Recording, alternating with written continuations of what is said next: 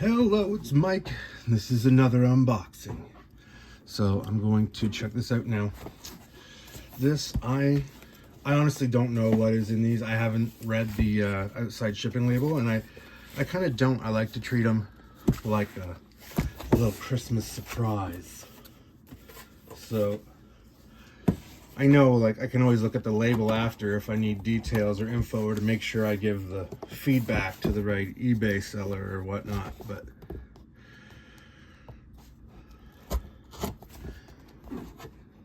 I feel like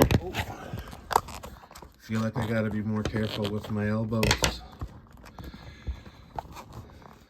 This is what you get when you watch my videos, folks. Top-notch production quality. And realizing that there's a flap here, so if I just snip these edges and then I'm trying to cut across here, but it's almost as if the flap's been glued. Oh, there we go. There we go.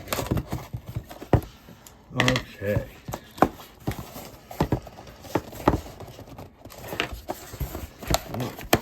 I might have to cut the sides still too.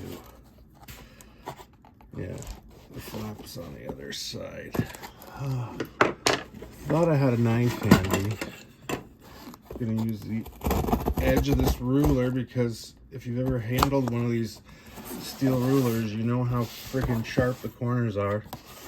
You don't need a knife when you got one of these things around. All right.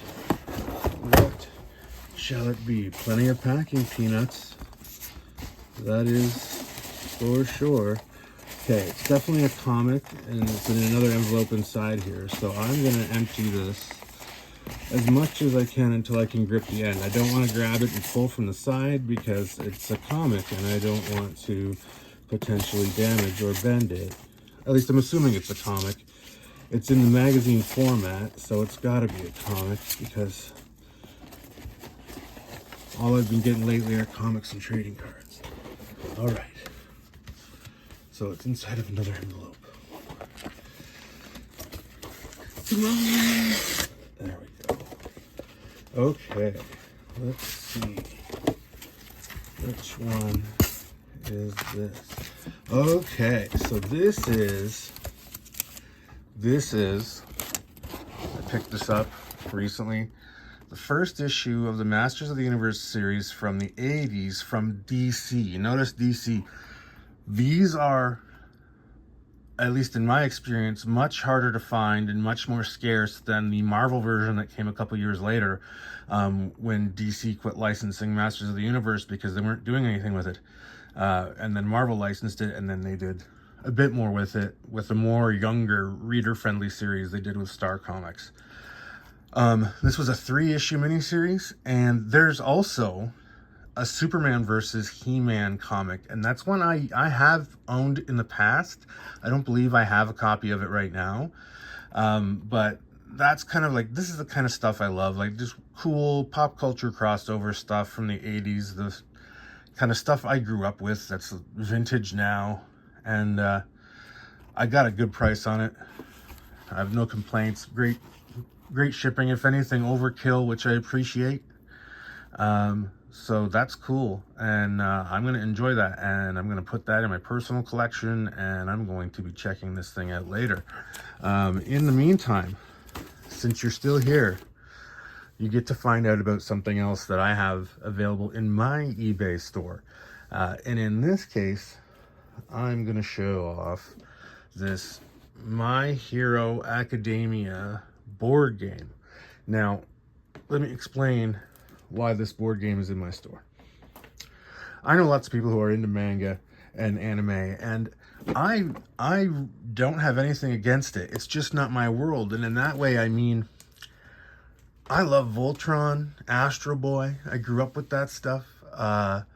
And I did catch a fair bit of Sailor Moon later, but the whole anime and manga explosion really happened slightly after my generation, so we didn't have as much of it. It was just beginning when I was in high school, and so, like, yeah, I dig that stuff. I dig especially the vintage Voltron. You know, and I saw Voltron. You know, I saw what was available for the most part. But like, the anime and manga fandom is just such its own culture and its own thing. It's kind of intimidating. Like I said, I know lots of people who are really into it, and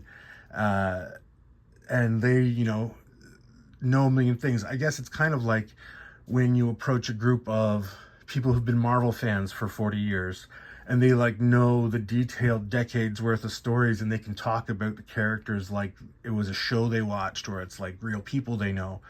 And so that's very much what happens in the manga and anime circle. And I find younger generations, people that are, 35 and under, let's say, their groups are much more merged. Whereas I find, as a product of the time we grew up in, we just didn't have that Asian influenced media available to us. It's not like people turn their nose up. And especially where I lived in the middle of nowhere. So like there was just literally nowhere within an hour's drive or more of where I grew up where you could specifically buy manga or anime. Like, that was unheard of at the time. So it's just I'm getting my toes wet, and just kind of starting to try and integrate a bit more of the anime and manga. I'm definitely more knowledgeable in the 80s stuff like Voltron, and not an anime or a manga, but like the early Power Rangers stuff. I know a fair bit of that. I saw a fair bit of that. Like I've watched Ninja Scroll and Claymore, and like, so I've watched these things. I'm not averse to them, and I enjoy them when I come across them.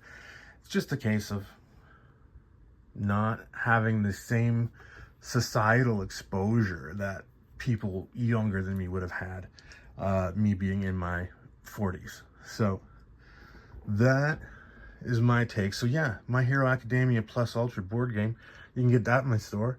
Otherwise, there's a lot of other stuff there too.